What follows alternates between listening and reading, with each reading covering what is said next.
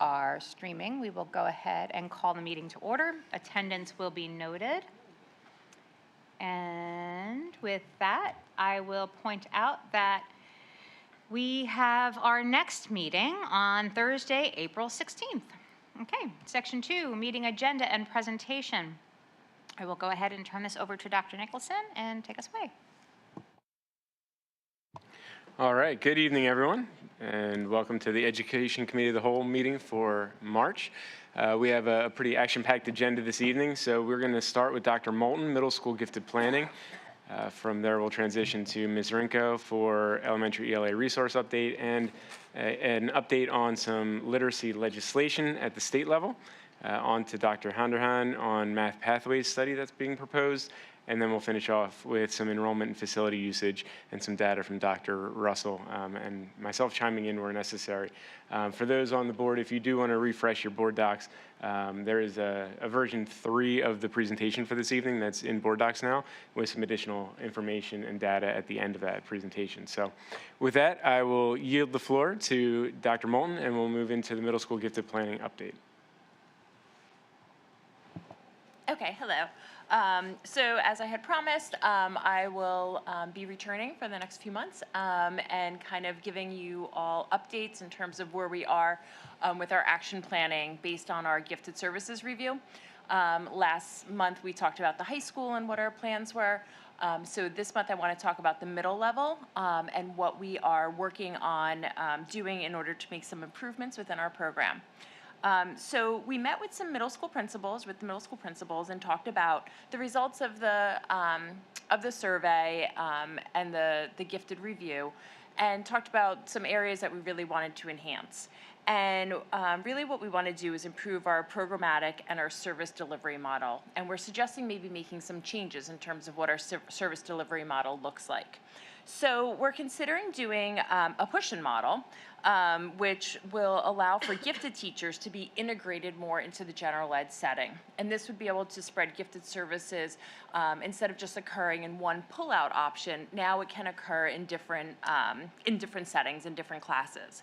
And so we were considering advanced sections of science or social studies and or ELA. We're kind of throwing around some different ideas as to what this might look like.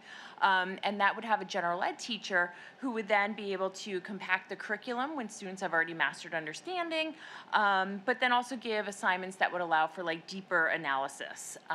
So more advanced thought, some more advanced literature circles, things like that. It would also have some opportunities for some independent and small group research activities as well.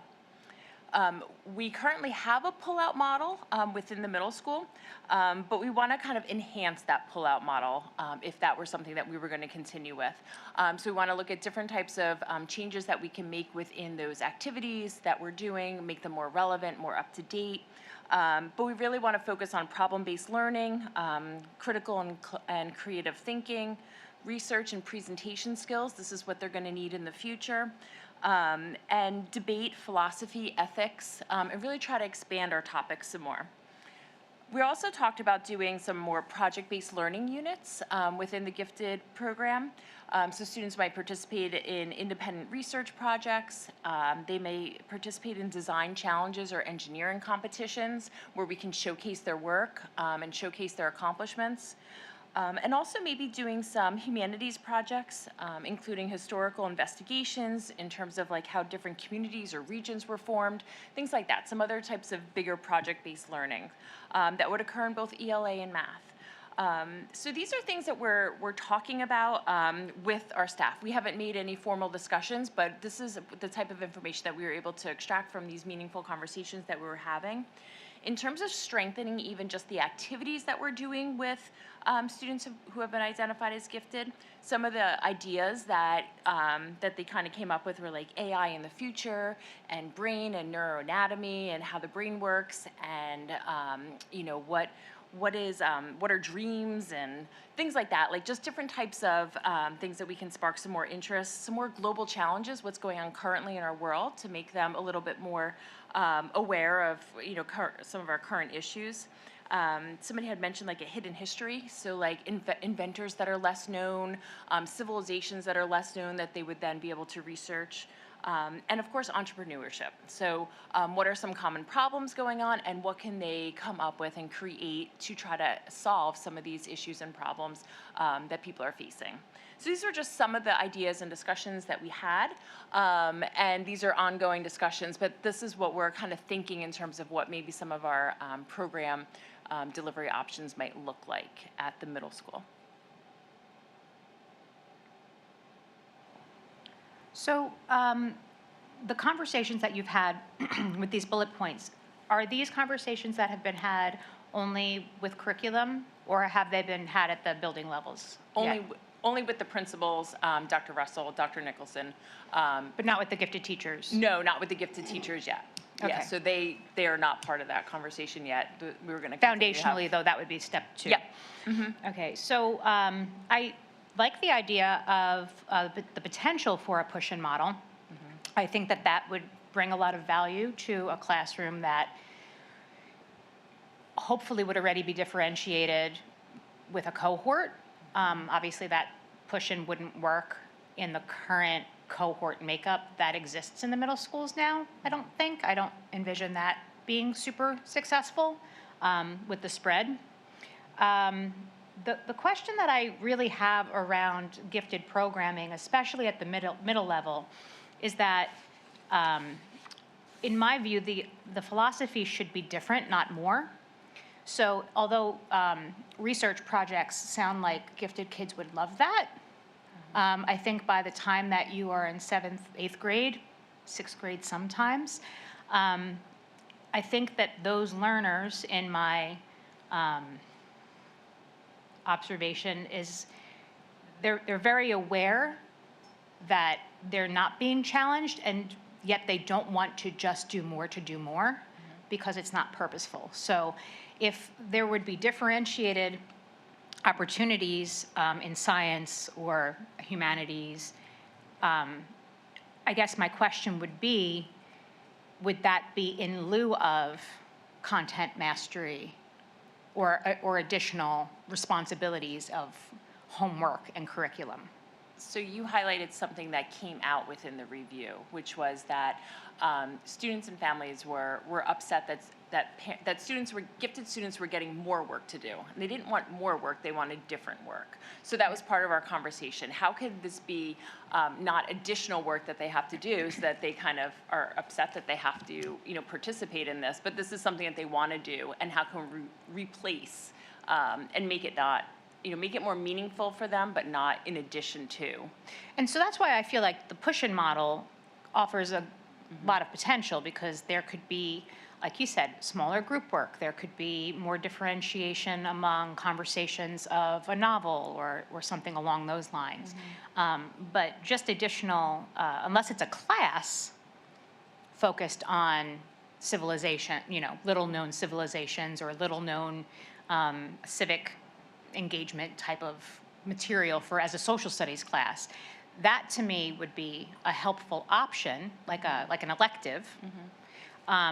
But it doesn't, I don't know how I feel about it being in addition to the curriculum that they already have to show mastery for in testing. And I realize that's a challenge. I don't have an answer. I just, again, it shouldn't be more, it should be different. I would agree with that. I just want to say, there was a gifted task force that was already working on this before Dr. Champagne-Lee went out. We actually got to go and see some different models at some different schools. And one of the things we were talking about was that gifted was a daily class that took the place of the model we looked at had 2 pathways. There was a STEM pathway and there was a humanities pathway. And you could choose one each year, and then the 3rd year could be a combined. And it was in place of your ELA class. And so it was an accelerated kind of combined thing, and they did a really nice job with it. And I can't remember the school district off the top of my head, but it felt like once she went out, all that work kind of went, I don't know where. You are correct. In the current cohort model we have now, differentiation is really hard from a middle school perspective. Kids don't want their work to look different, and even if, and I do have, as a middle school teacher, differentiated work for all the different levels. If I'm handing you something that's a higher level and you something that is a lower level because you're struggling, and I have something that's on level, you're all looking at each other's work anyway, because that's what middle school kids do, and they notice. And what we're seeing is our high flyers tend to slow themselves down because they feel like they're getting punished by being given something that's more of a challenge. They don't look at it as, this is what I need to succeed. And we stand up there at the beginning of the year and we say, everybody learns differently. Some people are gonna be rock stars at, this type of science, and some people are amazing at math, and some people, it just takes a little longer, or brains learn differently, or some people need hands-on, some people learn really well by reading. And as much as we say to them and talk about different learning styles, they still don't want their work to look different. Everybody in middle school wants to look the same. So when we're cohorting them, the kid that's getting the more challenging work is going to feel like it's a punishment, the way that we're currently doing it, even when we're explaining, this is where you are, this is what you need to be challenged. So unless it's the class, you're right, Right. that's what they're gonna do. And two things can be true at the same time. It's just, it's not the student's burden to accept the differentiated model within a wide cohort, because it would be a non-conversation if they were cohorted properly, or in a different, properly is not the right word, in a different way. And so if everybody in the class, and listen, and I can see the pros and cons of then, oh, well, that's the class that blah, blah, blah. I understand that piece of it, but unless you have that entire class chiming together on the level that they're at together, I think that there's just challenges. So that's why I feel like the push-in model would actually bring, our general ed learners, help pull them a little higher. And I think that that could go in both ways. But again, as a parent, you can only sit through so many passion projects as an enrichment. And seeing that gifted class, that was that everyday class that these kids came to, and then having the chance to sit and talk to those kids afterwards about how they felt about having this special class. And they want to be. It was like, wow. They were Yeah, like, we right. love having a place where we can come and not have the kid next to us be like, you do the work. We love having the place to come and show off. And it's a graded class, so it's not something that we And feel like is show extra. off's a little bit of a strange. Right, not show vernacular, off, but Right. feel the need, like we can go above and beyond without being Right. called. We can be ourselves and show Yes. what we know, without feeling as though we can't participate or Right. raise our hand. And Yes. then, yeah, I understand what you're saying there. Yeah, and I think there's obviously not a right or wrong way. If there, otherwise we wouldn't be having a conversation. It would be a clear answer, right? But, the experience that I had growing up is that sixth grade, for example, was a gifted class. And it was the cohort from the whole district in one class. District-wide, it was one room. And I think there were 27 kids in that class, which is a big class, but again, it was differentiated for the entire year. And I'm sure other kids said things about the class, but when you're in the class, you don't know what other kids are saying. But I think that the only thing that the pullout achieves is enrichment. It doesn't achieve differentiation. And I think that's all good feedback. It's all honestly considerations we've talked through, and feedback is great. And as Dr. Moulton said, this is kind of the first step. There's more feedback to be garnered. There's more work to be done here. So it's considerations, and based off the review, that doesn't mean this is a final resting place. And there'll be further updates on how that planning and the rest of the feedback goes there. So all great feedback, all very worthwhile, and many of those pieces are things we've spoken about. So we'll consider all of that. We'll get some more feedback. We'll look back to some of the work that was done prior to Dr. Champagne-Lee going out, and make sure we're incorporating all of that into the review and the response to that review. Thank you. And just in terms of next month, we're going to meet and talk about some of the elementary updates, and then I'm going to kind of just bring everything together and talk about what our plans are then for next year. What's the overall outlook going to be? Any other questions for Dr. Moulton before we move on to some elementary ELA updates? Okay, Mrs. Rinka?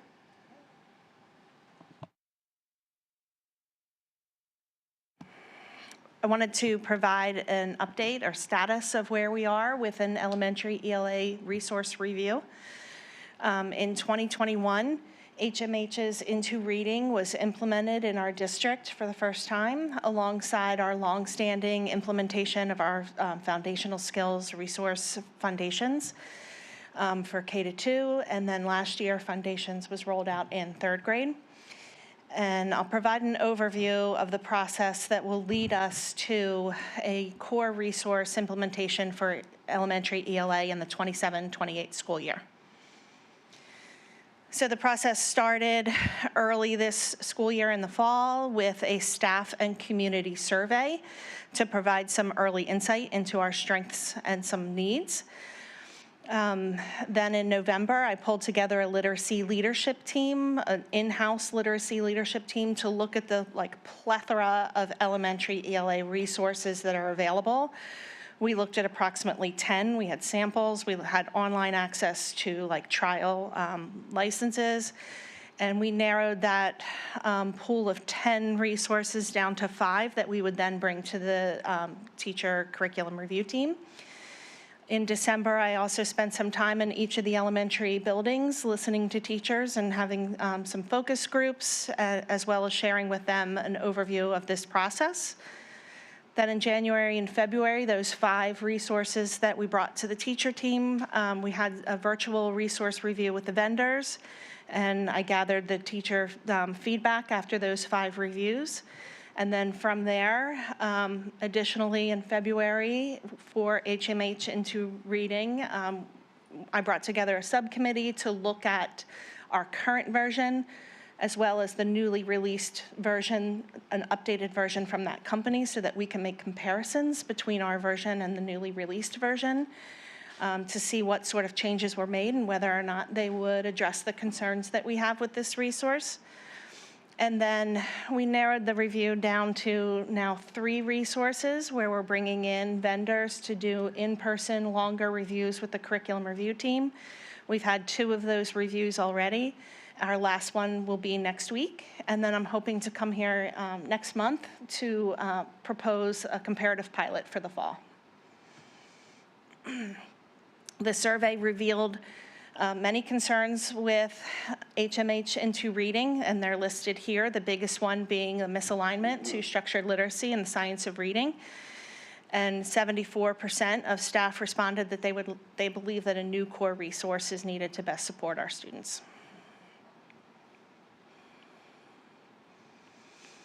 So next steps, like I mentioned, we have 1 more longer in-person review next week.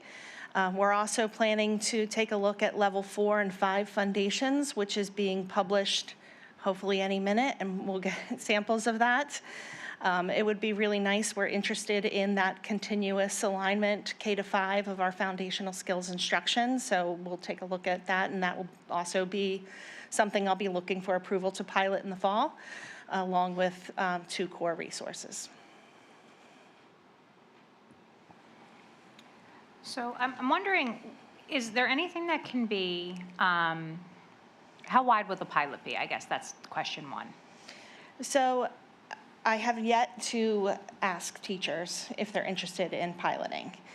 So I don't really know what the response will be. In the district, historically, 1 resource has been piloted. But we're going to do a comparative pilot. And so I don't know what the response from teachers will be for that. Because when you're piloting 1 resource, the teachers know, I'm going to be teaching this eventually, might as well teach it now. So I think we get a lot of volunteers for a pilot like that. But with a comparative pilot, they take the risk of piloting something that then won't be adopted. So I'm not quite sure what the response is going to be. But there's been a lot of excitement in our meetings. A lot of teachers are super excited about change. Our teachers who are engaged in LETTERS, which is a robust science of reading professional learning this year, are really, really excited about some of the resources we're looking to potentially pilot. So I think we'll get enough. It would be nice, like my ideal would be at least 2 teachers per grade level for each of the different resources. Oh. And how long would the duration of the pilot be? Probably 1 semester, like Okay. the first part of the year. And then I'm talking with the vendors about the potential to expand that pilot if we make a decision as to which one we'd want to implement, Okay. to expand that 1 pilot. Okay, okay. That is helpful information. I guess then my next question is, this is a tremendous percentage that's looking for another resource. What type of supplemental content can we offer until you come to a decision, or a recommendation, I guess I should say? You mean for? Like this misalignment to structured literacy practices, that means that there's a hole. Yes. So- So we've already addressed much of that with our implementation of foundations. Okay, A lot of the misalignment comes with the foundational pieces. So Okay. foundations is the remedy for that. so I just wanted to be clear, because, just for context, publicly, that Yeah. although this particular into reading has a hole in its alignment with structured literacy practices, elementary level children are still receiving structured literacy content. That's correct. I just want to be very clear about that. Yes. Okay. In April, for instance, our 4th and 5th grade teachers are receiving training from an IU literacy consultant in how to teach foundational literacy skills using structured literacy practices. So we're already like. So the that's already happening, The teachers and teach so- the students, not the resource, right? So. And I yeah, just want to be yeah, clear yeah. about that. I just want that to be, just say that. That way we Yeah. can say that we're doing that. Gotcha. Okay, yeah, Noted. and then so Yeah. essentially, whatever resource is selected, that will just further enhance the structured literacy practices that are currently happening in the buildings. Correct. That's the goal, is to have something that enhances it, that doesn't take away from, more is better. Right, Okay, right. great. I just wanted to close I wanted to bookend the comments about why we're looking for. Yes. 74% is a lot, so I It's just a wanted lot. to. So they're looking, 74% of our teachers at the elementary level are looking for a resource to enhance what they're doing, not leave it as it is. Correct. Wonderful. Yeah.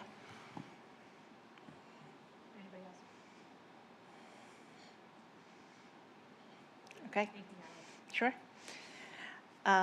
Okay, then moving on to some updates on fairly recent legislation in literacy in Pennsylvania. In 2022, Chapter 49 was released, and this chapter requires that each district provide a develop a professional learning plan to train teachers of certain certifications in structured literacy. Those certifications are elementary, middle school, K-12 reading specialist, ELD, and special educators. And so for the past 4 years, we've been providing that professional learning here in-house with myself, some coaches and some teachers, reading specialists. So we've been able to provide that training here at PV. In 2024, Act 135 mandated establishment of a reading council. And this reading council created lists of resources that are aligned with science of reading, list of resources of core ELA resources for instruction, interventions, professional learning opportunities, as well as universal screeners that they recommend for districts to use. These lists are recommendations, they're guidance for districts, but not necessarily mandates. Then in November, this past November, Act 47 was released. I'll talk about the multiple mandates that come with that act on the next slide. And then just recently in February, House Bill 17 became law, which requires cursive instruction. Right now, we are implementing cursive instruction with level 3 foundations, so we're already doing that starting this year.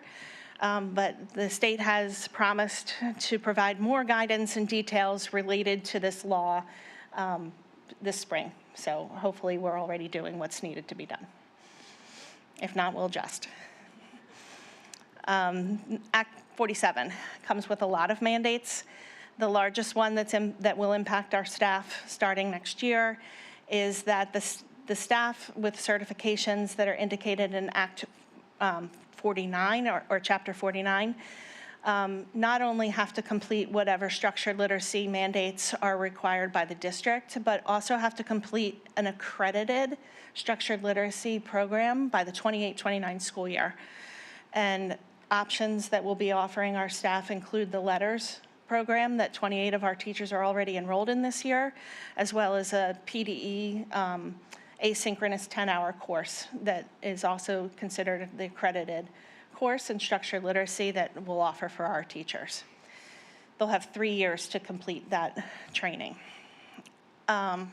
This act also mandates that districts have to adopt an evidence-based reading curriculum by the 27-28 school year. We're right on track to do that. It also mandates that we must screen our K-2 students in reading 3 times a year. We're already doing that with our DIBELS, and we have been doing that.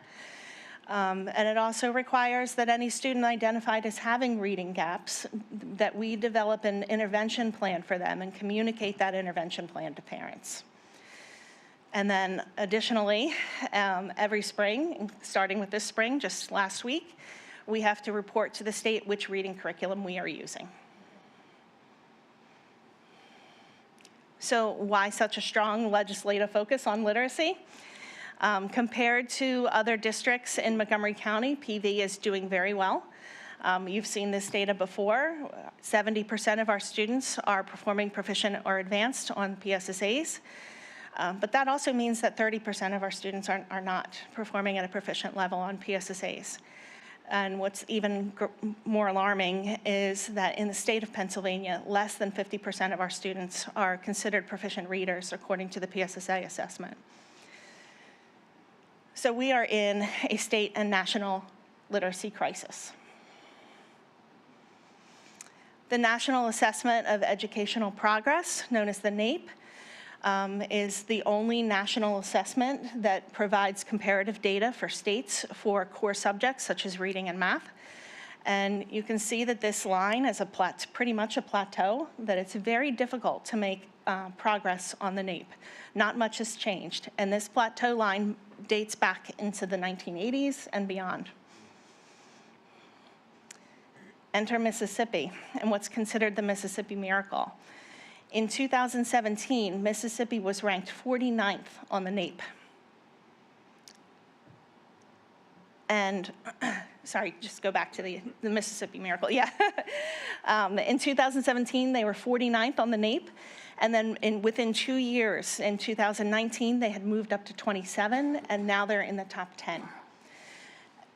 While they're making this enormous growth on the NAEP, as you can see, other states are continuing to decline or plateau. So then the last slide. So what happened in Mississippi? Mississippi responded with mandates in response to the body of knowledge known as the science of reading. They mandated that districts implement evidence-based reading instruction. They put reading coaches in every district.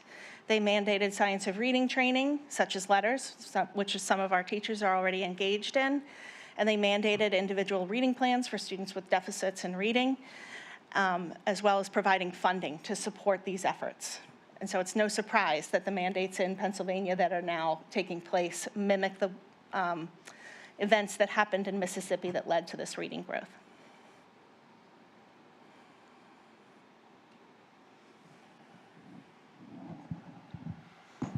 Any questions before I hand it to Dr. Handerhan? What's the difference between a reading or a literacy coach and a reading specialist? So reading specialist typically works directly with students and provides reading intervention to a student, where a literacy coach or a reading coach works with teachers and helps coach them in structured literacy practices. Thank you. So can you share how many reading specialists and literacy coaches we currently have in the district and at what levels? So right now we have one reading specialist in all of our elementary buildings, as well as one in each of our middle schools. We have our K-2 early learning coach is very proficient in literacy. although her title is not literacy coach, she kind of acts in that manner. Yeah. And we don't have a coach at any other levels, it's just K to 2? We have 2 other instructional coaches. We have a technology instructional coach and a STEM instructional coach. Okay. But that's the only person focused on literacy? Yes. Okay, thank you.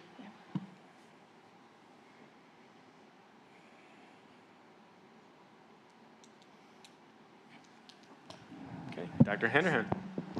All right, good evening, everybody.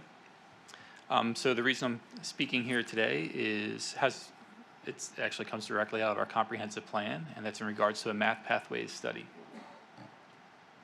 So the goal would be to bring a team together to really just analyze our structures and our system to see how our students are doing and if we are actually preparing them adequately for their future. And so just really making sure that we are doing the best for our students.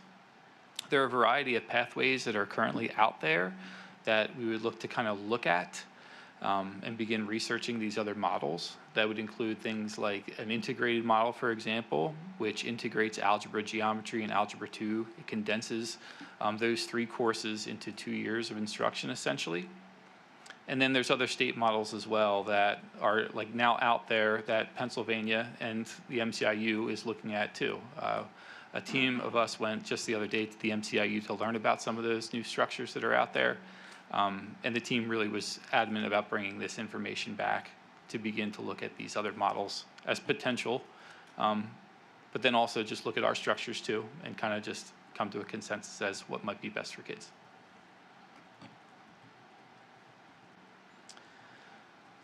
Within this, this is outlined in our comprehensive plan, but to ensure that pathways have appropriate on-ramps and off-ramps for all students. So currently, the first opportunity for students to be identified for acceleration occurs at the end of 4th grade.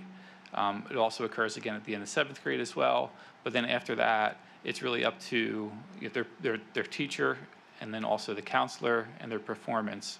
There's no universal structures that are in place. So we would look at something like that as well as potentially benefiting students. And then just also like looking at the way things are currently, right? There's different pathway structures where not every student goes into a career in STEM. Skills learned in calculus, pre-calculus, and sometimes even algebra 2, like factoring quadratics, for example. It's not a skill that like everyone might utilize every single day. Whereas skills in data science, which is a growing field, interpreting stats, which you've already seen, like all of us have done already today on these slides, interpreting graphs is essential for all students to learn. So just making sure that like we're preparing all students for the future, regardless if they go into a STEM field or a career in healthcare, the arts, it doesn't matter. We want to make sure that we have pathways designed for everyone. And so here's just like a brief outline of what a timeline might look like for that. So we'd like to form a team together that would include math teacher leaders, counselors, and administrators as well, and then convene this summer to just begin these conversations. To look at our current structures and then also just to look at like the research that's out there as well. And then continue that conversation going into next school year and looking to update the board on that too.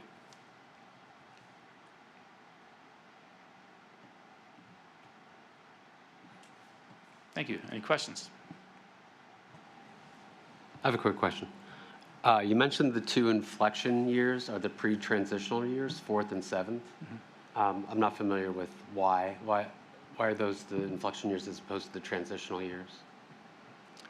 Inflection years meaning like when they would be like identified? Is that what you're referring to? You said they're correct. They're identified in 4th and 7th, right? As opposed to like which are pre-transitional versus 5th and 8th, for example, or post-transitional. 6th and 9th, right? Yeah, I'm not quite sure to the historical context of all that. Through my time here, it's been at the end of 4th grade, and at the end of 7th grade as well. So we have currently we have a 2-year acceleration program where students would take Algebra 1 2 years early in the 7th grade, and then also a 1-year acceleration pathway too, where they would take it in 8th grade. Yeah, but that would be part of this as well. So we would look at like the current programming too. And looking at like just for instance, the curriculum, right? So when students accelerate at the end of 4th grade and they take 6th grade math during their 5th grade year, we still want to make sure that those foundational concepts are covered. So we would also, the team would look at the curriculum there, and then also as it affects the 8th graders taking Algebra 1 a year early too. Does that answer your question at all? Okay.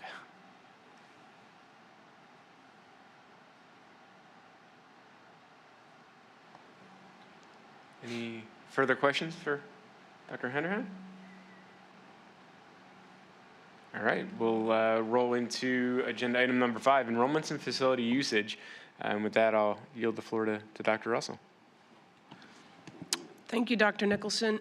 So I wanted to follow up for the committee on a walkthrough that was recently taken and involved board members. As many of you, excuse me, may recall, we had some conversations last year about facility usage and the need for space based on how our district is operating today and the students we're serving.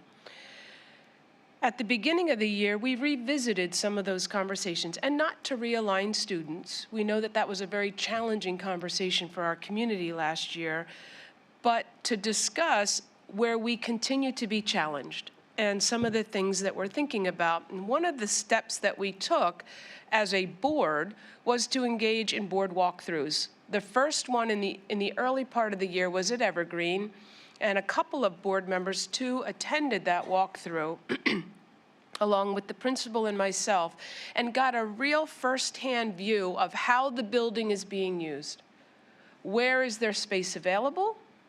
And where does space not exist? Because the challenge for us that as a district, our enrollments are declining, and yet administration is coming to you, the board, and suggesting that we're running out of space. We have space challenges. So in addition to the Evergreen walkthrough, we took a walkthrough at Skipback recently, and we were fortunate to have 6 board members attend, along with 3 of our 4 elementary principals, our director of special education. So a lot of voices and perspective around the table as we engaged in conversation once we took the walkthrough and made some observations. And that was the first goal, to really observe what's happening at Skipback. What are the experiences of our students like?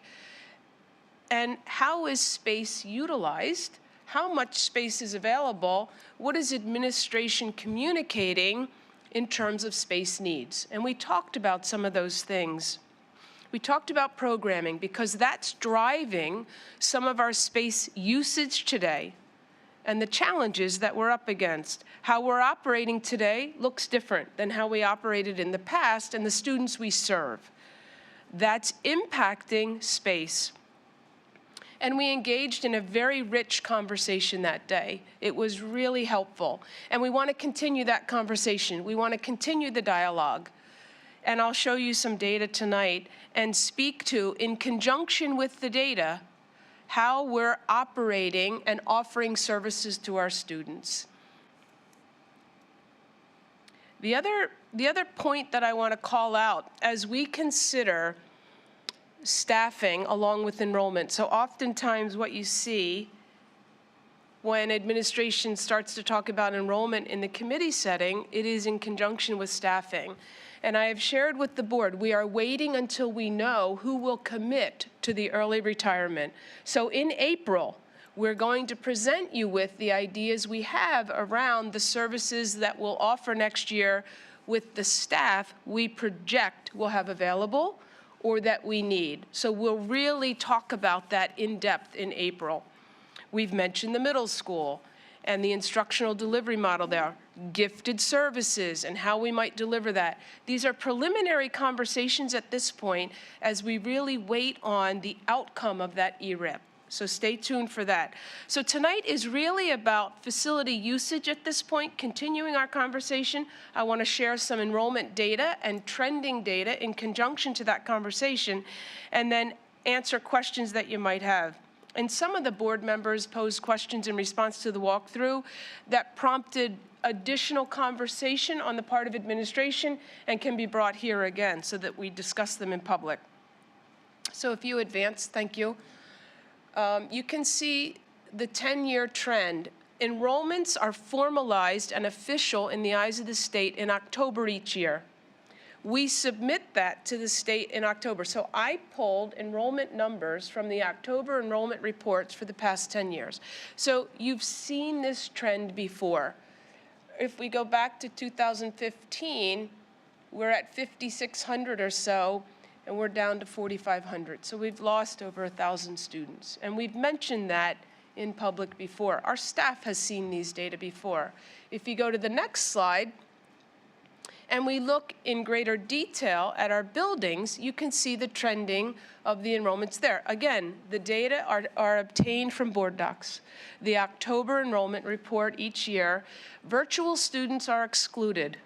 I'm talking about students on site in the buildings on a regular basis. And you're going to see some funny things happen in the graphs when we go to those in a minute because of the pandemic years where we had hybrid schedules. We had students coming in for half day, either AM or PM, and we had more students engaged in virtual instruction than we typically have. And then you'll see that rebound a little bit. So if you go to the next slide, we'll look at each building. The trend continues to be downward. So 10 years ago, Evergreen had 575 students. This fall, they were at 470. If you go to the next slide, so each school, you will see similar data indicating how those enrollments have trended over the past 10 years. Keep going, skip back. Again, they were at 738. They're down to 547 today. South was at 597 6 years ago, as high as 618, in 2017. They're at 418 as of October 25. East was almost at 800 students 10 years ago. They're at 610 this fall. And West was at 602 10 years ago. They're just under 500 now, 459. So again, you see the decline. High school, if we go there last, again, the trend continues to be consistent. In every building, what we see over the past 10 years is a declining enrollment. And we've been talking to you about that. It doesn't make sense when you hear, I'm guessing from in the minds of some, then administration, why would you need more space? Why are you coming to us and expressing challenges around space? And part of that is because back around 2012, so if you advance, nope, don't do that, I'm sorry. Stay there, thank you. Back around 2012, we brought some of our out-of-placement students back. And this was the recommendation of the Director of Special Education at the time. It was for two reasons. One, we wanted to be serving our own students. And two, we wanted to reduce the costs that are associated with outside placements, and we don't have control over what's happening for those students. So we took that step, and those classes started at South Elementary. So for a while, we only had autistic support classes at South. And then you see over time, we're now up to a total of 6. And some classes were then created at Skip Back. Because when you have program classes in a building, they come with service providers. And those service providers also need space to deliver their service. We've added a school police officer. We've added an additional kindergarten class or 2 in each of our schools. We have 4 kindergarten classes in every school. We didn't have that 2 years ago. We have it now with full-day kindergarten. And we have these program classes. I'm just focusing tonight, for example, on the autistic support. We have a program class in emotional support at Evergreen. And the observations that we were able to make as we walked through the building is that there wasn't really available space when we walked through. And we tried to help explain why that is and how we're using the space today. So it takes us to the question, that broader question, are we maximizing our resources? Are we using our facility resources in a manner that provides the most positive experience for students with the strongest outcomes? That's what we want.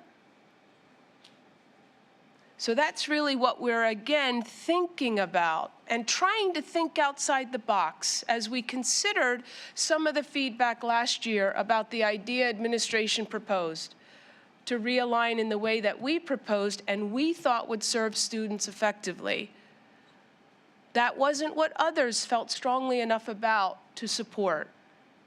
So we hit pause, and now we're rethinking and thinking differently.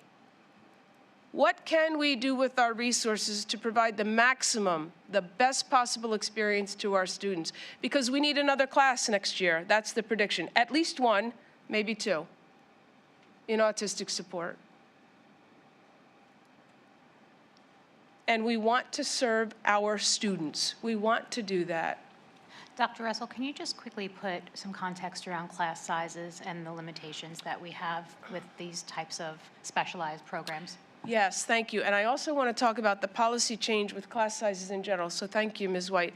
So when we operate an autistic support classroom, the state directs us to max out at 8 students. And if you've walked into an autistic support classroom with 8 students, it doesn't sound like a lot, but it's really a lot. And it's a busy space for our students and our staff when there are up to 8 students. So our special education department, along with our principals, really try to work strategically and thoughtfully about how to place those students together, or in which classes and how many with what supports. So 8 is the maximum number of students. So right now, we're anticipating upwards of 50 total students next year. So we have to work that out in the math, but it looks like we'll need at least one more class to be able to deliver the service in the ways that uphold the law and serve students effectively. In addition, I also want to mention, we've been talking about Policy 126, class size.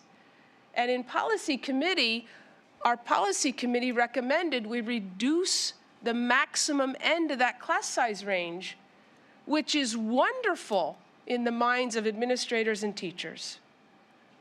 That also then impacts when we free up a classroom and need fewer teachers. And we're seeing that, even with this early retirement incentive.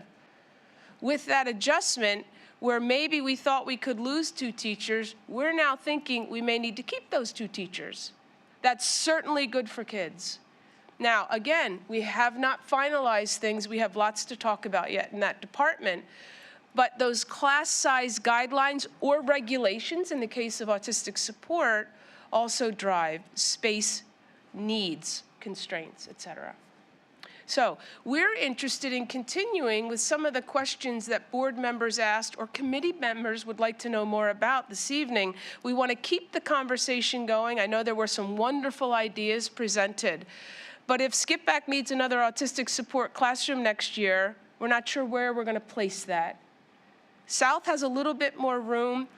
And again, just another layer. We're trying to keep students in their school of residence to the best of our ability. It's not perfect. We have primarily Schwanksville and Skip Back students at Skip Back, and primarily South and Evergreen at South. That's not a perfect science, but it is something we think about, especially if students have siblings in the school. So, interested in fielding questions or having us share in comments as we revisit this conversation.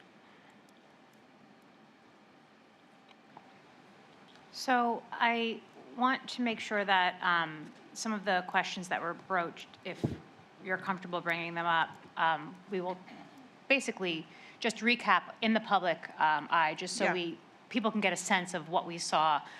The only other thing that I would add to the comments that you've made about the specialized classrooms is that although the homeroom class is one room,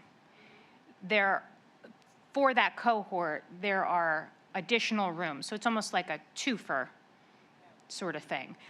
Although they're shared, like for OT and PT, for example, that actually takes up an entire classroom.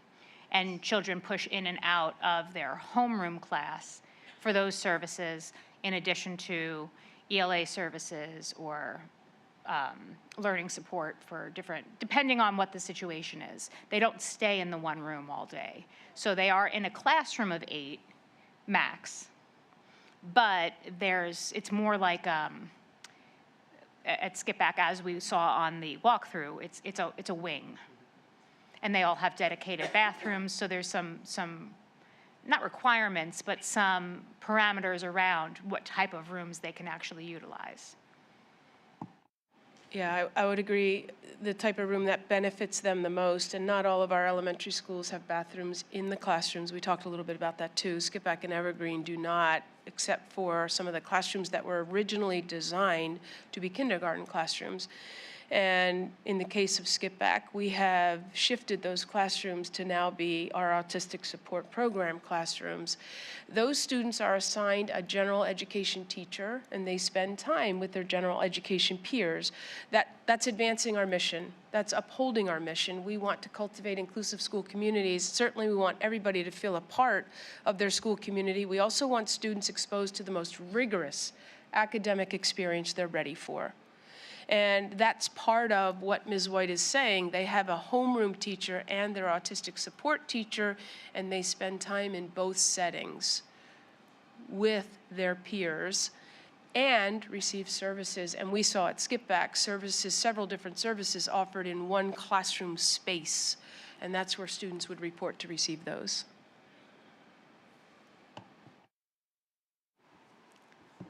So I have a couple observations as well as then questions. So in preparing for all of this, I looked back at the enrollment report that was shared, I believe it was in May.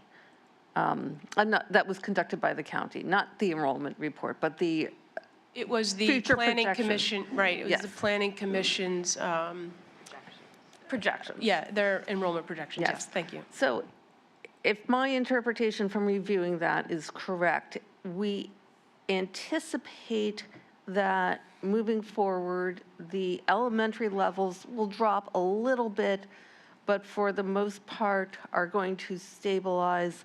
And the same thing is true for the middle, and that the greatest drop that we're going to see in the coming few years is going to be at the high school as the largest cohorts of students move through and graduate. Is that a correct assumption?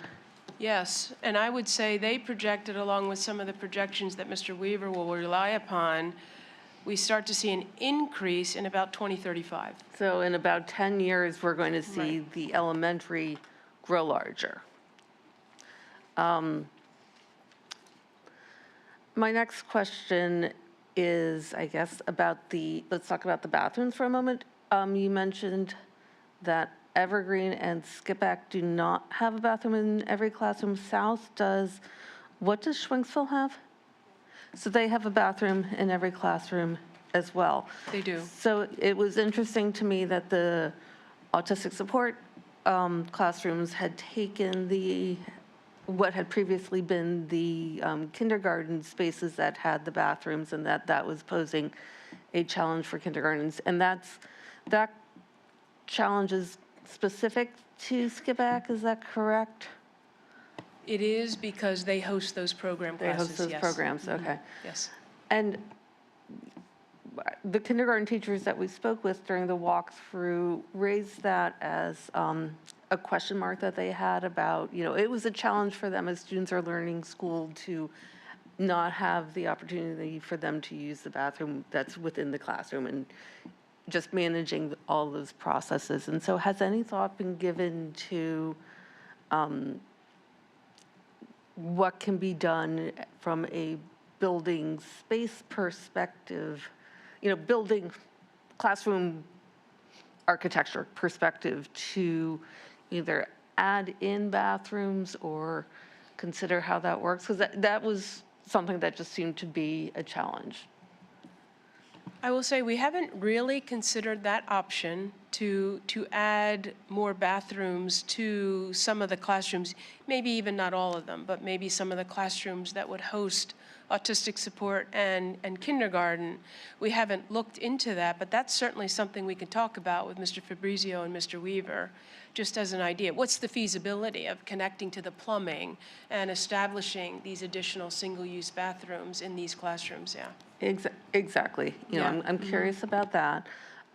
In some of the discussions last year about moving the fifth grade up into the middle level, it was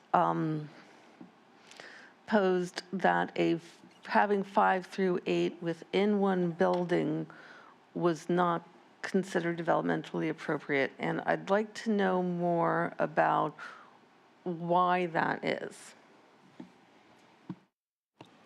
I think the administration, and I shared this in public, the administration felt that 5th and 6th graders are more alike, and 7th and 8th graders are more alike than they are different, and felt as if the combination could be one that would allow teachers to really target instruction effectively, focus on behaviors, social development, et cetera, most effectively.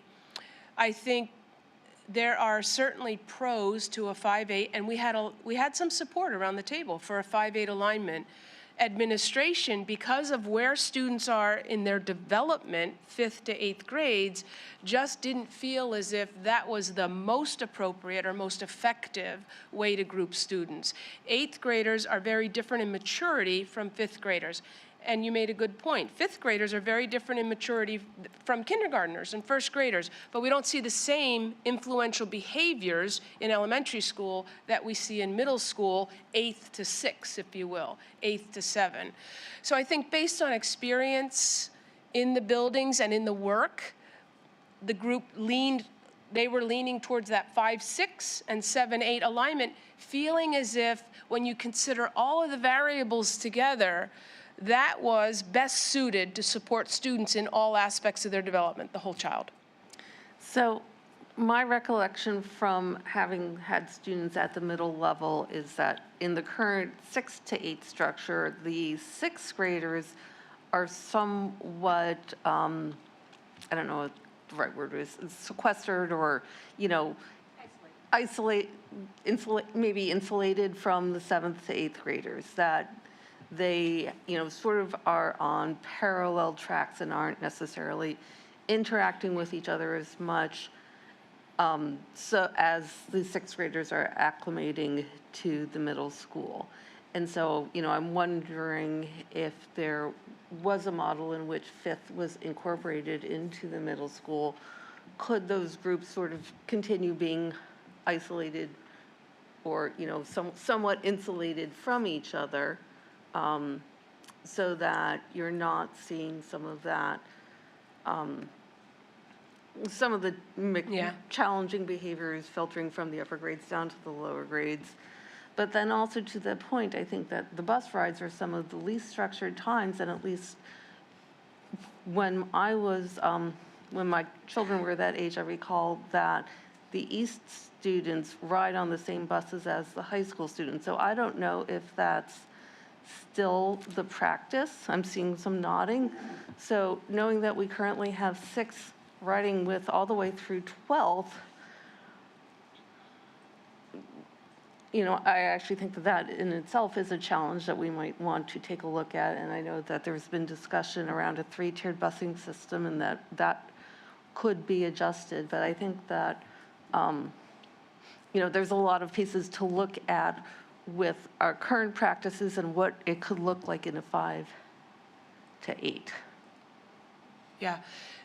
So principals did mock up last year how they would arrange. Ms. Harris is an assistant principal at Middle School East. They mocked up how they would place 5th graders in the building versus 6th graders, 7th and 8th graders. And right now, if you go into East, 6th grade is downstairs. 7th and 8th are upstairs, left and right, essentially. 6th grade's down. If you go to West, 8th grade's downstairs, 6 is up in the front, 7 is up in the back. And they are sort of separate from each other, and when they're moving through their academic classes, they are pretty much contained to that hallway, although they expand and they reach other aspects or areas of the building when they attend special areas, lunch, et cetera. So they did mock it up. It wasn't perfect, but it's possible to create some of that same separation based on grade levels. I think there's been interesting feedback about the busing. And some have said having high schoolers on the bus can actually be helpful in terms of maturity with the middle school students. Now, that's anecdotal data. I don't have hard and fast data. Middle school students can just seem to struggle sometimes developmentally, and they need different sorts of support. But I think that's been a question. West is appreciative that they don't have high school students on their buses. East has just sort of moved forward with it because that's the way we've arranged it. There's also talk, I was sharing with Ms. White, I was presented Ms. Zappala was in the meeting. I was presented with a middle level, we need to change school start times presentation. And they were advocating for a later school start time.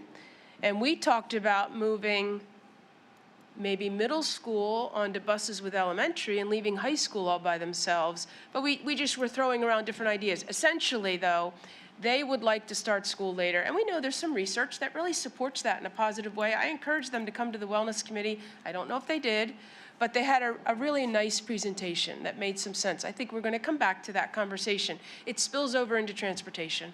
And thinking about the three-tiered bus system, which would reduce the number of drivers we need, it would reduce the number of buses at one time we need, and it would separate students developmentally into those sectors that might be more appropriate for kids. Okay. Since we're on busing, I recall last year when there was a look at what different bus times could be for students shifting their school.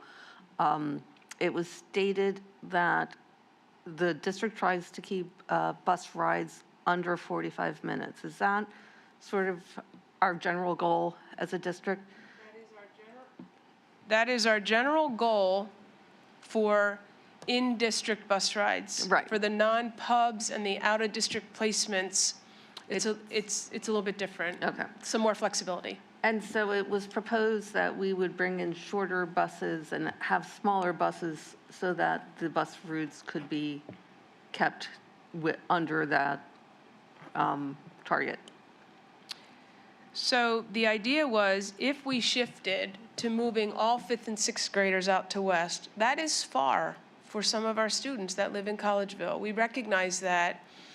And as we took the ride from a pretty far point in Skipback out pretty close to Bustard Road there, just before, in that development there, those students also attend West. The ride was almost the same amount of time. And one of the ideas was if we would shift in this way, maybe we could bring in more cadets and reduce the number of students that need to be picked up on a particular route and dropped off, and then get up to the school faster. Cadets are the shorter buses? Yeah, they're the 27-seaters, yes. Yeah, cadets, yes. I think, what are our cadets? Bus lingo. So I'm just curious, for the students who are already on bus routes that are longer than 45 minutes, is there, could we look at bringing in some of those shorter buses to get under that target? I'm looking at some data now that was pulled. We don't have too many bus routes that are over 45 minutes right now in district. We have a couple, 45, 48. The bus company does not have the capacity currently with additional cadets to allow us to separate these runs. That would be something that would take a little bit longer to plan for because the cadets that they have right now, they use for specialized transportation for students out of district.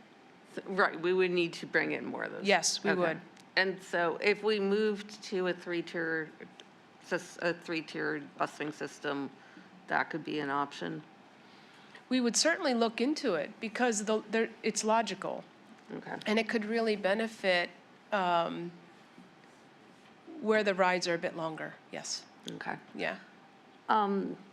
Do we have, I'm sorry, this is a new question that just popped up. So do we have any data looking at the IU and early intervention enrollments as to what, I know we have a sense of what our special education enrollment will be next year. Do we have 5-year projections around our special education enrollment?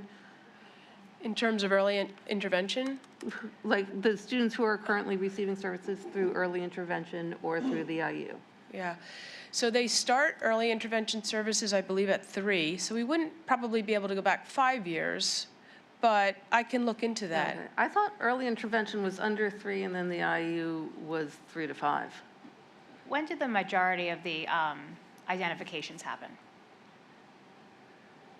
3 I to think 5. that's, I think Is that's that the better question? question. 3 in my to view. 5. Yeah. No, 3 to no, 5. Oh. in elementary school. Oh, At what point, as you're,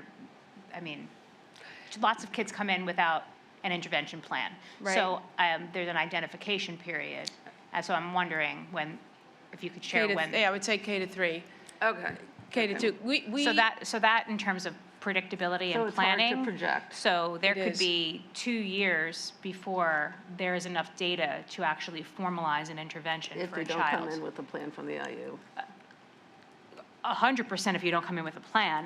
Remember, No, I'm just saying, the but some individuals that come in with plans. with a plan, yeah. I would say, and I don't know what the numbers are, but I would venture that very few children that are in like 3rd, 4th, 5th grade identified status came in with an intervention plan in kindergarten.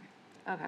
I think we probably have very few identified So in we kindergarten. really don't have a way to. The most extreme situations are identified in kindergarten. Correct, but we also try to afford students who don't come into the school system through early intervention. We give them time, the gift of time, yes.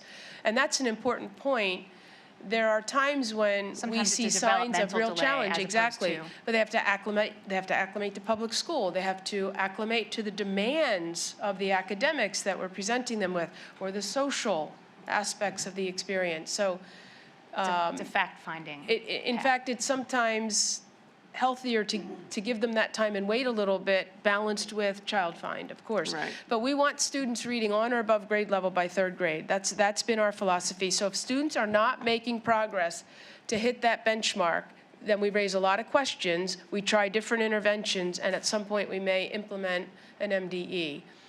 You were talking about math a few minutes ago. Developmentally, 4th grade and 7th grade in particular is a key year in terms of students as mathematical thinkers. So there is research that supports these are indicator years that can help us to know whether a student is on a path to be successful in math or to struggle, and you need to intervene. 3rd grade is the same with readers. Thank you, I appreciate all that information. So the one other thought that I've had about this is, does it make sense to be keeping students in their home school? Or does it make, have the concentrations? And, I think there's pros and cons to each approach. I understand that the staffing and administrative structures are in favor of having concentrations within specific schools. My question then is,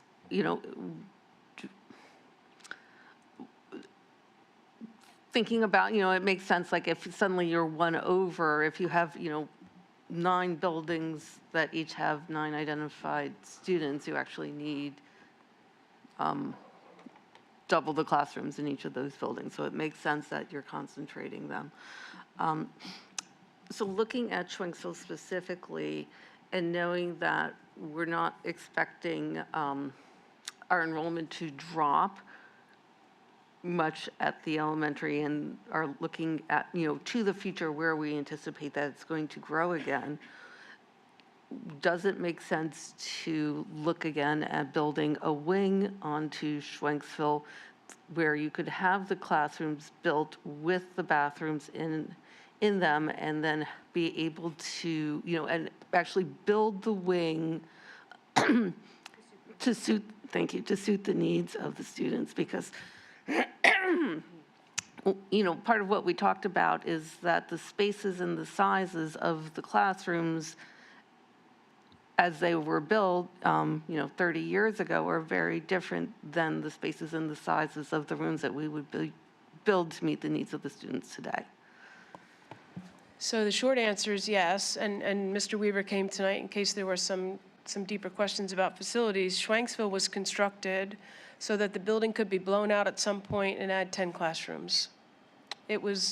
It's got that purpose, so it's roughed in to accommodate 10 additional classrooms on the wing upstairs between where the main office sits perpendicular to the wing that represents second and third grade, first and second grades across the top.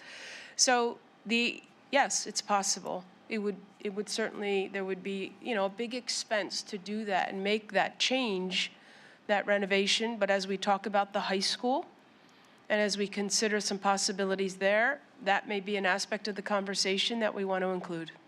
Yes.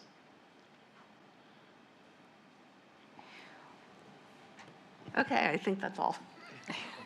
It's like For so, now. it's so layered, right? It's really like a lot of different avenues. There's so much intersectionality of pros and cons and, yes. And things that have kind of fallen by the wayside in conversation, particularly with the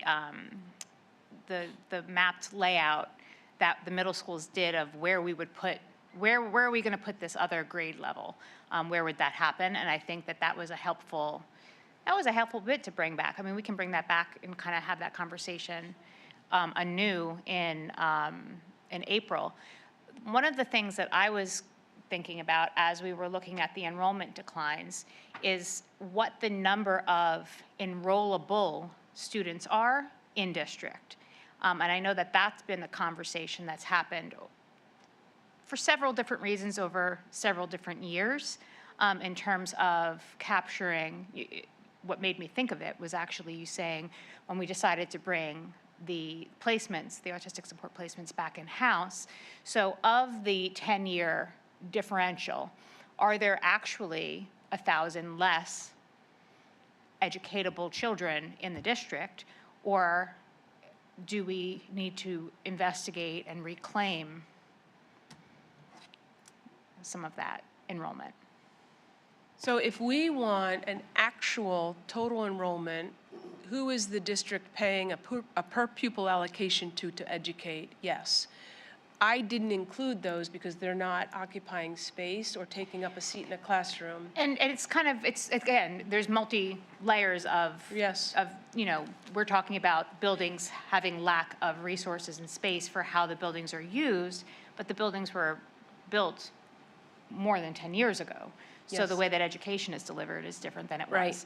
And so I think that's the piece that is kind of like always a forgotten thing, because it's not just a number on a piece of paper, but the other piece of the enrollment study is, well, are there 1,000 less in our boundaries? Okay. And I don't know if that's pertinent, because if we do, and I know that Dr. Smith, when she was exploring that conversation with us at education meetings 3-4 years ago, there was an effort prior to the pandemic to reclaim, for example, the virtual.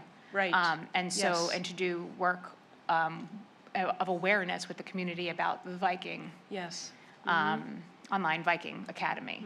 And so, what those numbers look like, it would be a different color sitting on top of each one of these. I think that's worthwhile knowledge to have, but it certainly doesn't help us with the facilities piece, the facilities challenge. If anything, it makes it worse, right? Because now we have more bodies back, but we still Right. have the same challenges with the facilities. Right. And I can say that is definitely available if we want to look at that. As you mentioned, actually, Dr. Clune has started making some of those calls and sending some of those emails, trying to recruit some of the cyber charter students back to Viking Academy, and working on, potentially bringing some of them back to the district. Not just because it will save us money that we send off to cyber charter schools, but because we feel we can educate the students in our Viking Academy as well or better than the cyber schools are doing right now as we speak. And the cyber, that's one lane, right? But then we have private school enrollments, and then we also have homeschool enrollments of small numbers, and then there's outside placements that we pay for, which sometimes those are actually necessary, but those numbers are obviously the smaller number. of placements. But anyway, to me, that piece of it is if we want to really talk about how, Perkiomen Valley as a public school is educating the right ways for all of the right reasons, we need to not only provide facilities and buildings and resources, but it's one big picture. The other thing that I was curious about is Mrs. Lofton was talking about the buses for East, and I know that had come up during the realignment conversations. How many high school students of driving age actually utilize buses? I'm assuming it's like 11th and 12th graders I can't imagine there's very many on the buses. Yeah, I don't. It's sort of anecdotal. I don't know Yeah, I'd that. have to we could probably get the number and give you a sense of the students in the high school, if you go to that slide, how many are driving. Or going with a friend getting or not rides, utilizing a bus exactly, or something like that. Not taking their buses, yeah. I don't know the answer offhand, but we can certainly look at that, Right. yeah. Okay. I thought those are the things that I was thinking about as you were talking. Yeah, Do we still So- allow students to waive their spot on the bus? I'm sorry. they are. I remember like. They are. You could get $50 if you waived your Right. spot on the bus or something. That's exactly right. Okay. Still in place. Yep. So one thing I want to mention when we're talking about 5 through 8 realignment too, that I don't know is thought about. East is a weird layout for adding another grade, but in addition to that, our specials teachers are stretched pretty thin, and those aren't spaces that we can add extras of. We can't add more tech ed rooms. We can't add more art rooms. We can't add more gym space. So adding another grade when their schedules are pretty tight already, how do we make sure those kids, those specials are really important to those kids? Those are their classes where they get to learn differently, where they get to be up and moving. Not that they can't do that in their core classes, but those programs are so important to them. Our music programs, those aren't spaces that we can necessarily give them more of. So yeah, we can add more art teachers or music teachers, but we can't add more space. So are we not going to let all the kids have all the specials? Are we going to cut those? How does that look if we add a whole nother grade there? So I think that needs to be taken into consideration, because I'd hate to see kids losing tech ed time. I'd hate to see them losing art time. I'd hate to see them losing music time. FCS, they all want to go cook and eat. They all want to go, build stuff with Mr. Weir. They all want to go do these things. So you brought that's- that up yeah. top of mind, which I think is really helpful. Yeah. And when we were having the conversation during the walkthrough about some of the challenges, and we had talked about revisiting some of the realignment conversation, Mrs. Lofton brought up 5 to 8, and it's so layered in terms of the nuance and every person's experience and perspective on it, especially boots on the ground in the buildings, is valuable. I wasn't able to really verbalize that response to Mrs. Lofton the way that you did, but I do remember when it was brought up, I remember seeing the mapped out layout, and I remember thinking very quickly, this is not feasible. And we have limitations. It's not just shuffling people and teachers and staff. It's actually the limitations based on the construction of the buildings, because they weren't built to deliver education the way that we're trying to. So we keep trying to force a different shape into what we currently have. So that's where it becomes, how can we creatively, obviously expand programming is really the goal of this school board. Yeah, 'cause And you don't so wanna I take don't away want, those things. and I understand your advocacy in pointing it out, but just for the record of the conversation, no one's suggesting any of what your concerns were just now. Yeah, because, I heard panic in your voice, so, and so no one's. Don't take the gym away from them, We're please. looking to, if anything, we're looking to expand and enhance delivery of education and services, but at the same time, we have 7 buildings that have 7 specific layouts. So, I mean, I really appreciate that point, because that's not an aspect that I had thought through. But that actually brings me to a thought that I had, that wondering if it makes sense, and feel free, everyone can shoot me down, but looking at our enrollments for middle school for next year, across, I believe, I can't remember exactly, but across a couple of the buildings, grade levels, it seemed like the most sense would be to have an odd number of homerooms, which then does not align with our team model. and in order to fit within what we had proposed, or just voted to make policy as our class size targets. So what I was wondering is, can you combine, and we have the combined, or the smaller, the 2 homeroom model in 6th grade, because teachers can teach multiple subjects. Once you get to 7th and 8th grade, they can only teach their own subject. So can you have, what would the thinking be about a team that combined 7th and 8th grade? So you had 4 teachers teaching sets of students in both 7th, so they would be teaching, for example, science to both 7th and 8th grade. They would be teaching math to 7th and 8th grade and have 2 classrooms each. And then that way you could have, I think it would be, 5 of those teams at East, and, with the way we currently have the boundaries drawn in the district, you would have 5 at East and 3 at West. And then you could keep the classes within the targets of what we're looking for class sizes, whereas right now we're either way above or way under to try to fit our current enrollments within the classes. So I'm just curious for reactions to how that could potentially lay out. So it can certainly happen. It's a little different from the system we have in place right now, which is a tight 4-person team in most cases. We've had a 2-person team at East in years past, where individuals taught, because they had dual certifications, they taught 2 subjects to 2 different grades. We have teachers that in the past have shared time at East and shared time at West, and may have taught different grade levels. It is certainly possible. And, I've mentioned we're looking at the instructional models at the middle level because the numbers are outside the recommended ranges right now, so we're just exploring things. And again, we'll see where we land with staff, but it's possible based on certifications in 7th and 8th grade that if I'm a 7th grade science teacher, I am qualified to teach 8th grade science, yes. Same in all 4 cores.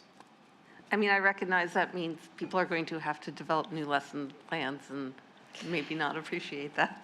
It's learning 2 curriculums. So Right. like if you're an ELA teacher, you're learning your whole content for 7th grade, you're learning your whole it is a higher burden on the teacher. Is it doable? Yes. Is it putting more on the teacher's plate when we're already asking a lot of our teachers and constantly throwing more at them? Yes. Would I advocate as that for best practice for teachers? Probably not. Okay. Fair enough. But just a thought, and then I'm wondering if you did that kind of a model, does that alleviate the specials concern?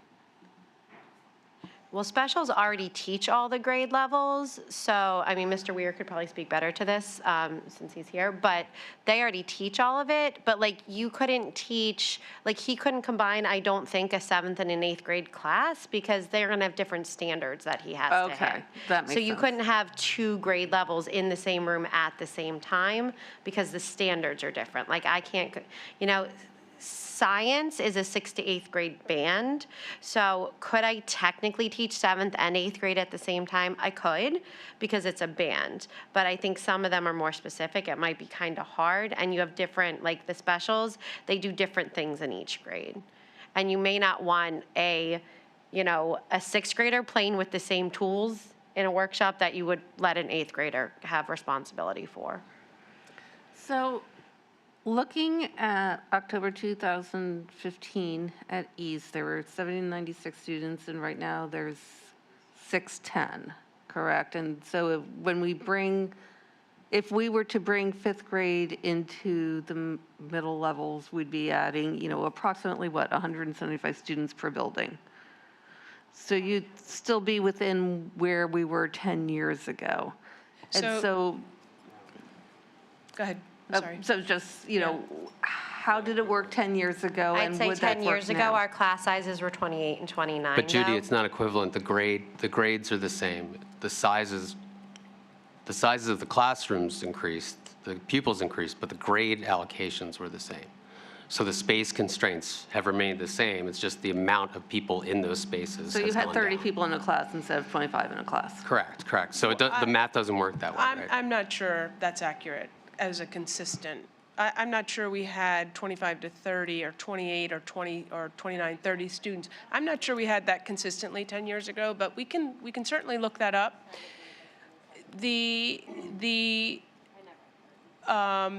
point about bringing 5 through 8 into the building and accommodating with specials, as Mrs. Appel mentioned, it would be difficult to afford all students the exact same specials every year because you have 4 grades to serve as opposed to 3. And right now, each special area teacher sees half of a grade one period of the day and the other half of the grade that they're hosting the other period of the day. So 2 special periods per grade, that's 6 periods a day. If we bring in another grade level, that means I'm generating classes, if we run it the same way, where there would be 8 periods a day. And there's not enough time in the day for them to be teaching 8. But if we change up who gets what special each year, it's still experiential. We still tap into their interests, maybe at different times. It's possible because the number of students, the total number of students, would most likely not exceed 800. That is correct. I do recall when my students were in middle school, they had to pick which special that they wanted. They could not do every special each year. That was in 8th grade at West. Right. And that was in an effort really to support students in band, chorus, and orchestra, being able to commit during the special line to those ensembles. And they then therefore had to give up a special. And so they had some choice there. So at this time now, everybody has every special? I don't think so No? in 8th grade at West, no. Okay. If they're in more than one ensemble, It's the same, go it's the ahead. same, yeah, they get it, they have to choose or eliminate one. Yeah, if you're in, I guess, like band and choir or something like that, if you're doing 2 musics, you have to make a choice. Sorry, I don't know all the That's specifics. only applicable for our 8th grade students, just a clarifying point. So in 8th grade, if you are an ensemble student, a band, chorus, or orchestra student, you have to choose what ensemble you would like to participate in, and we can accommodate all 3 ensembles, but you do then have to choose one of your elective courses. So in 8th grade currently, we are running 2 technology education classes, art and FCS. Music would take the place of one of those. I don't think it's unreasonable to have conversations about how specials are delivered at the middle school. I don't think that's unreasonable, but just putting another grade in and keeping things as they are, I think that type of transitional cultural change to the buildings would require a complete overhaul of how everything was executed, soup to nuts. Yeah, I mean, you'd have to consider, 5th graders don't take the same specials as 6th graders do, so Right. there'd have to be some decision-making there. And currently, 5th graders don't get their, 6th graders and get their gym, I think, every day. They get their special every day for the vector. And then the other one. It's entirely different marking. Yeah, period. it's Fifth grade different. integration would be different. Yeah, and regardless. so if you weren't getting your special every day, you'd have to cut down your frequency. And so, I mean, I would think that to some of the curriculums, you're cutting the time they get it. You might not have teachers able to get through their content if you're cutting their time. You might not have them able to hit their standards if you're cutting their time with the students. Okay, so this is a lot for education So committee. have you- So I'm wondering, I don't know if this is what Dr. Russell was about to say, if what I'm gathering is that there is a desire or a capacity to have actually an ad hoc meeting to discuss and reopen the treasure trove of information that was gathered in the process last year in a working setting. Because I think to allow for folks to, I don't think there's any need to recreate the wheel, since much of this information just needs to be debriefed again. we gathered it and internalized it and really enjoyed every moment of it. And so I think that if we could just bring everybody up to speed on where we ended, we could come up with a solution for the future. Does that sound good, Dr. Russell? Listen, Russell's out in 3 I months. so cannot. It So I sounds was, okay, but, yeah, right. But Ms. White, what I was going to say when you started, just to try and be cute is, have you read the book, If You Give a Mouse a Cookie? yes. Yeah, that's Yeah. where we, so, your point about one thing leads to another and a revamping, it really, I think, would benefit from a small working group. I've talked to Mr. Weaver about the possibility of an ad hoc group that's a part of safety and operations. And sometimes when you have that small, I like how you dropped that on Jim's lap for safety. we talked about it. Yeah, He it's knew good. it was coming. It's good. But Here, Jim, it's, fix that's this. where, it seems to fit, really. I mean, we started some of our conversations about facilities in that committee setting, and it's occurred in that forum before. But it might be nice to bring people who are interested in really getting down to a review of the data and considerations for the possibilities, and then working towards some options And that would resolve some of the issues. I think that sounds good. So maybe we can see if we can, as a board, have the admin team come up with some to-dos, like agenda-wise, and then when we could maybe find some time to do that and see how, does that sound like something that the board would be interested in? Yeah, I'd be interested. I mean, I'm all for restructuring the way that public education is delivered. I'm sure that we have many teachers with many wonderful progressive ideas to help enrich and enhance experiences for our kids. No question. But it's hard to, every time you bring up a what if, there's an expert in the room that has, well, if you do this, this is what will happen. So it's very hard to go down that path. And that mouse at the end, he really just wanted a cookie again. So, yeah, I've read that one. And you don't have any cookies. I ate it already. Yeah. Yep. I had one. Okay, very good. I appreciate bringing up the feedback from, however, the walkthrough, because I think that really opened up the dialogue again, that we put a pin in it, but we didn't really come up with a solution, a sustainable solution to what we were trying to achieve through our conversations last year. Okay, thank you. 2 points, or one question, 1 point. I'm lacking the historical context. When the autistic support was added to Skip Back in 2020, what was the decision to add it to Skip Back as opposed to the other 3 elementary schools? Maybe there was the opportunity to reallocate space and set up classrooms in a way that they could take them on. And it could have also been that maybe there were a high number of students that their school was of residence geographic? was Skip Back. I Okay. really don't know for sure, so these are my theories. I can look into that. But it could have been because there was a way to reallocate the classroom spaces that would allow us to accommodate. Okay, yeah, If- because If I could, I know that emotional support is in one building. Yes. South already had the autistic support. And I think, candidly, I think the idea probably for choosing Skip Back was to not place any other undue factors onto Schwenksville.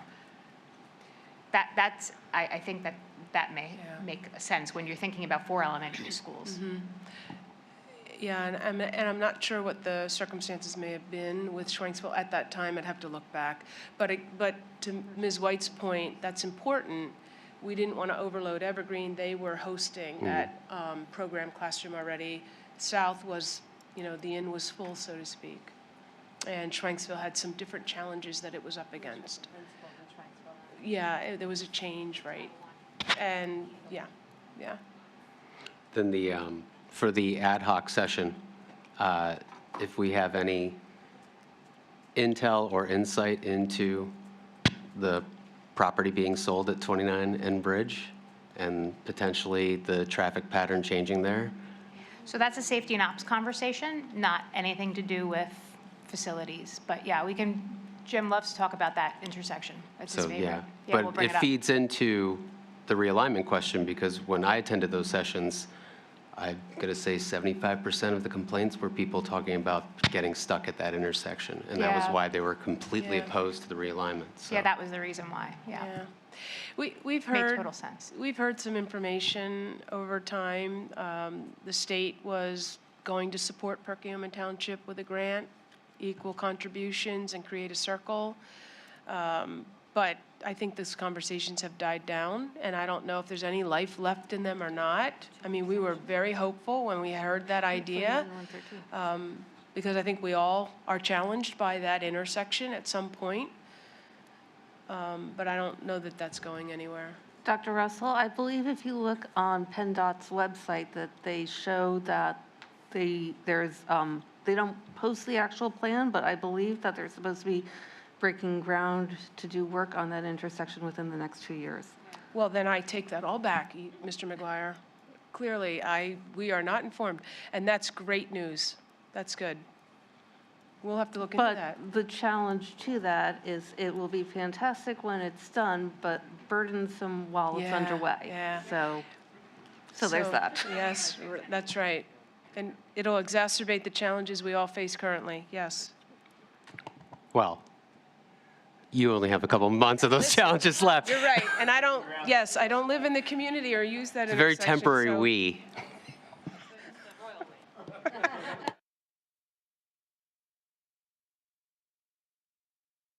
So, Ms. Bridie and I.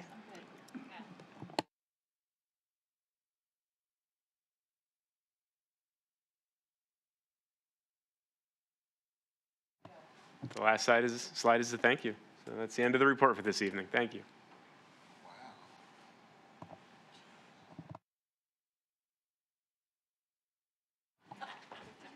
Thank you, Kevin. Mr. Williams said, I have one more, one more thing. Just before everyone packs up, let's button up the agenda. Does anyone have anything of other substance that they would like to see either at the beginning of the month for our board meetings or for April's Education Committee meeting? Once, twice, fabulous. We are moving to closing items. Meeting committee meeting minutes and notes will be posted following the meeting. Notice a video disclaimer, 3.03 adjournment. Thank you.